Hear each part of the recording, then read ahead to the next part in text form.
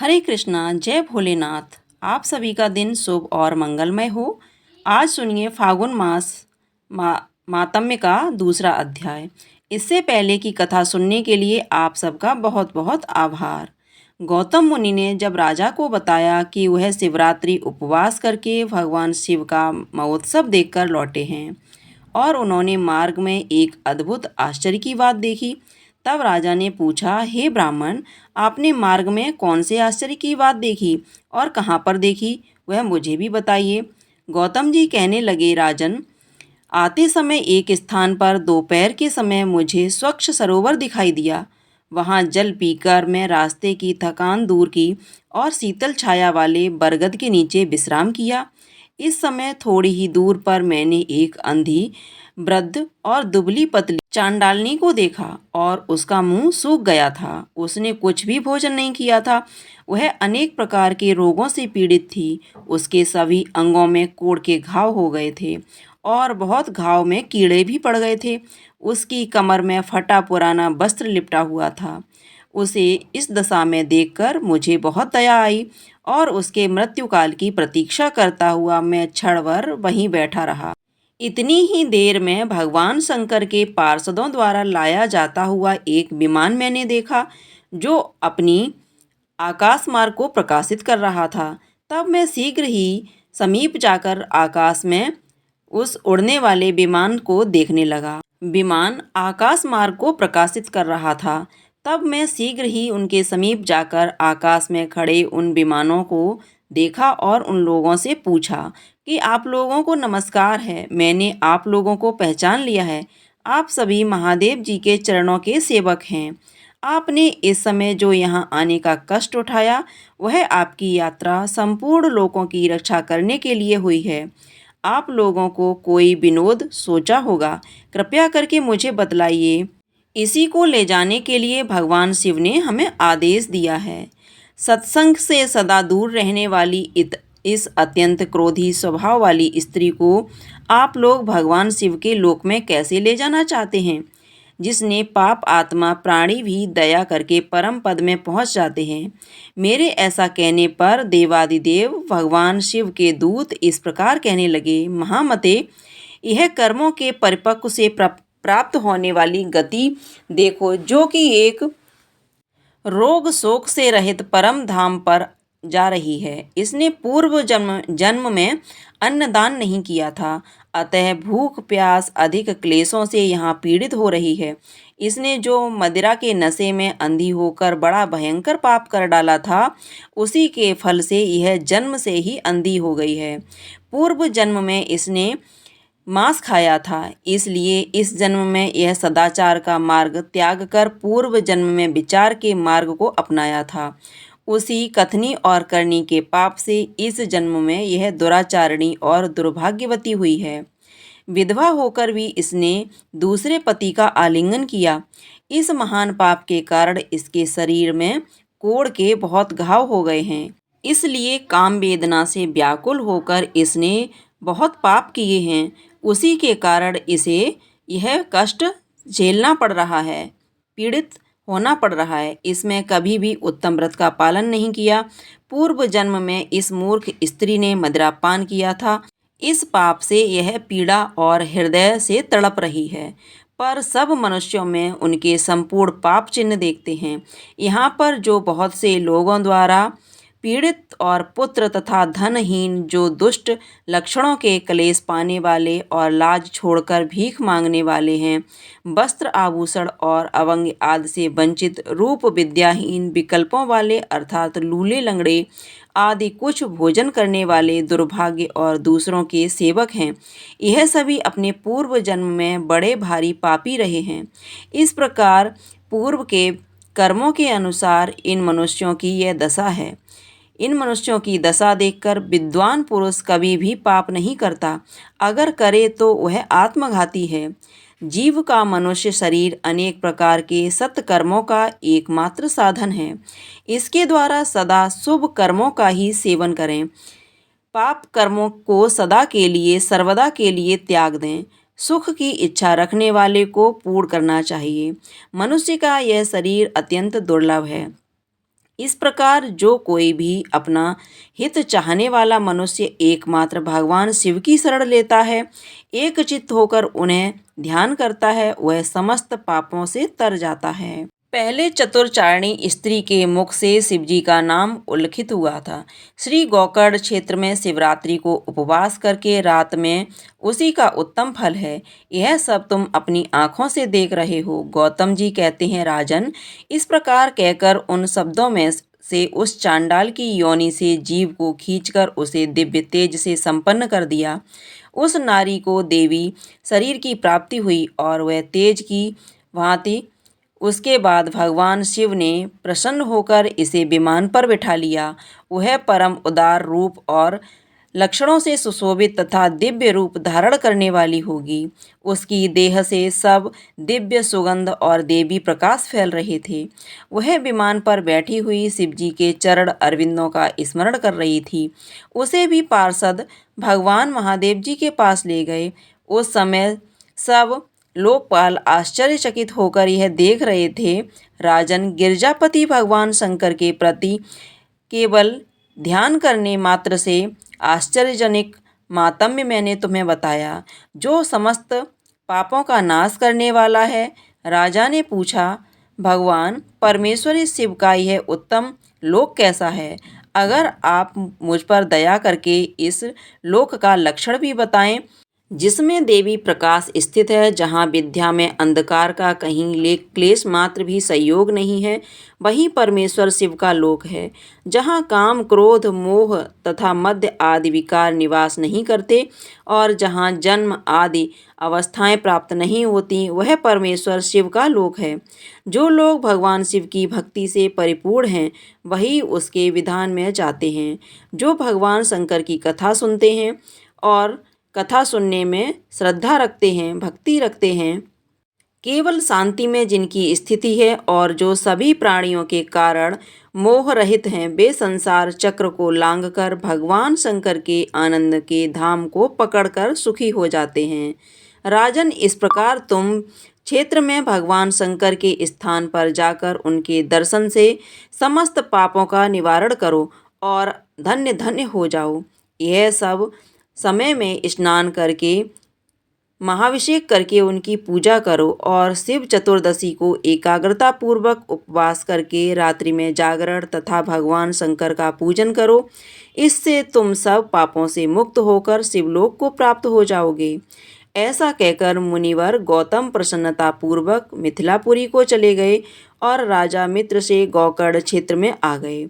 वह महाशिवरात्रि के दिन महादेव जी का दर्शन और पूजन करने से उनके समस्त पाप नष्ट हो गए। उन्होंने भगवान शिव के परम धाम को प्राप्त कर लिया।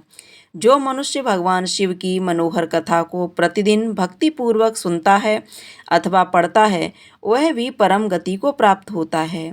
भगवान शिव ही आत्मा और शिव ही जीव हैं। शिव जी से भिन्न दूसरा कुछ भी नहीं है। भगवान शिव के उद्देश्य से जो कुछ भी दान और जप तप किया जाता है, उसका फल अनंत बताया गया है।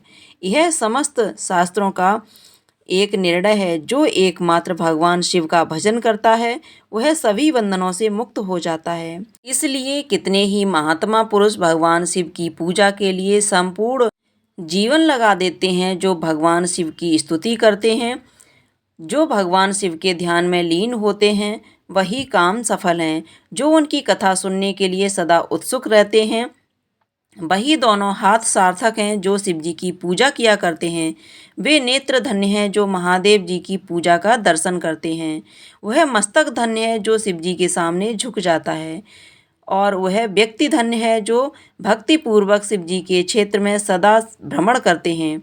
जिसकी संपूर्ण इंद्रियां भगवान शिव के कामों में लगी रहती हैं, वह संसार के सागर को पार कर जाता है और सुख भोग कर मोक्ष को प्राप्त कर लेता है। शिव जी की भक्ति से युक्त मनुष्य, चांडाल, नारी, पुरुष अथवा नपुंसक कोई भी क्यों न हो, तत्काल ही संसार बंधन से मुक्त हो जाता है। जिसके हृदय में भगवान शिव की भक्ति है, वह समस्त पापों का नाश करके आगे बढ़ जाता है उज्जैन नगरी में चंद्रसेन नामक एक राजा थे। ऋषि नगर में निवास करने वाले भगवान महाकाल का पूजन करते थे। शिवजी के पार्षदों में अग्रणी तथा अमंगलों को जीतने वाले विश्ववंदित मणिभद्र जी राजा चंद्रसेन जी के मित्र हो गए थे। उन्होंने राजा पर प्रसन्न होकर एक समय उन्हें दिव्य चिंतामणि प्रदान की, जो कौस्तुभमणि तथा सूर्य के समान दिव्यमान थी।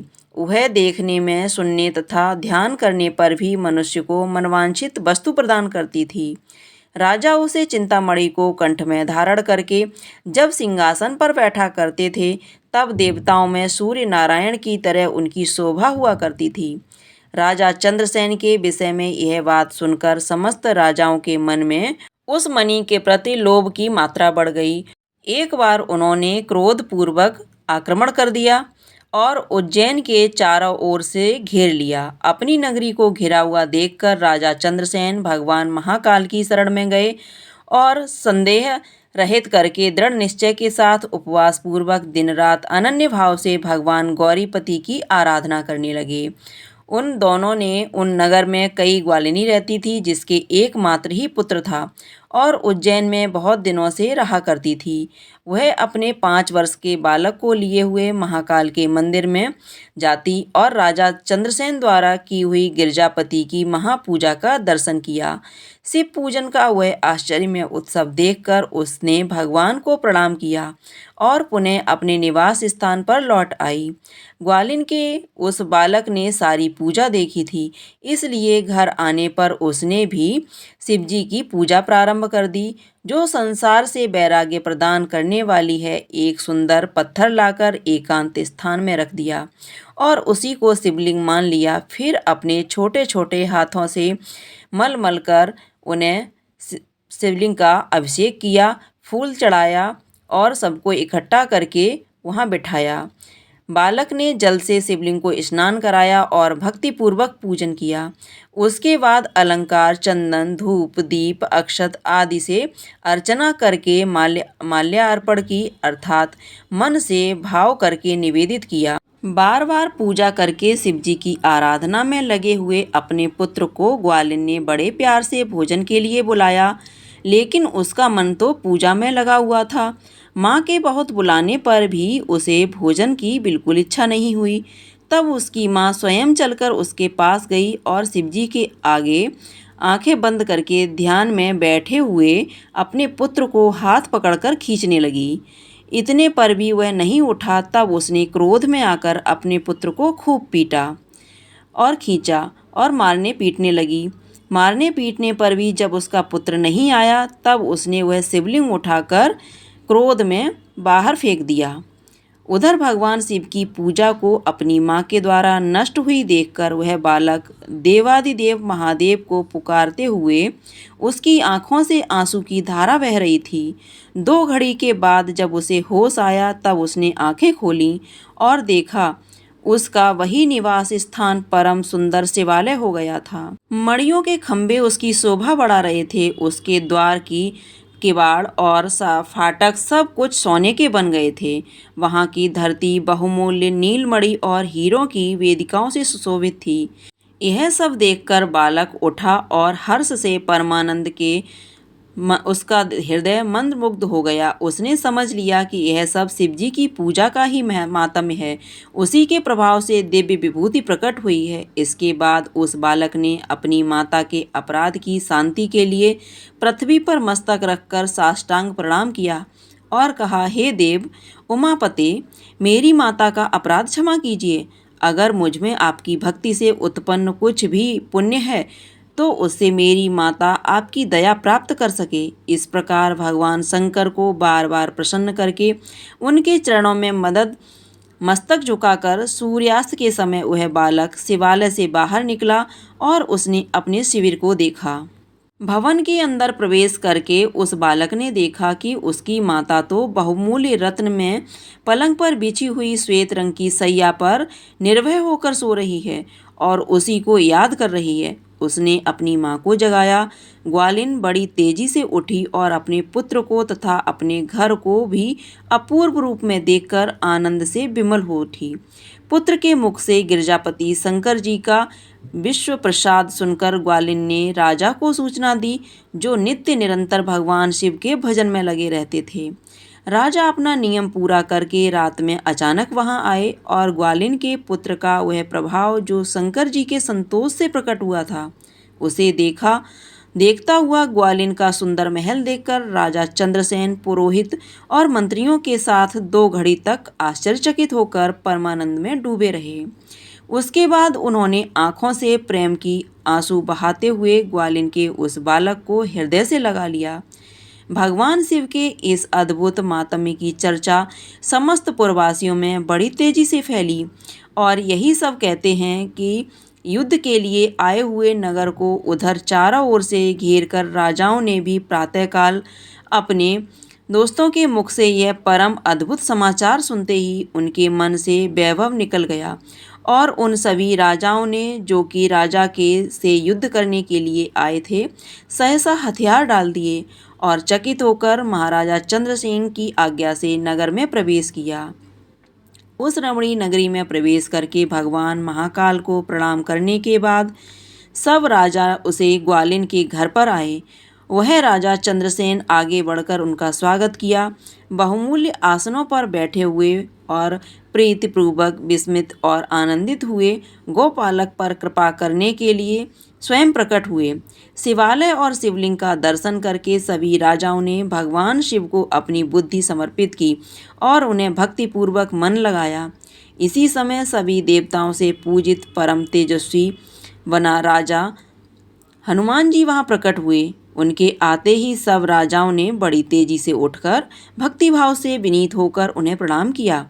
तब हनुमान जी कहने लगे, राजाओं, भगवान शिव की पूजा के सिवा दूसरी कोई गति नहीं है। यह बड़े सौभाग्य की बात है। गोपालक में शनिवार को प्रदोष व्रत के दिन बिना मंत्रों के भी शिवजी का पूजन करके शनिवार को प्रदोष व्रतधारियों के लिए दुर्लभ है। कृष्ण पक्ष आने पर जो गोप वंश की कीर्ति बढ़ाने वाला यह बालक संसार में सबसे अधिक पुण्यात्मा है।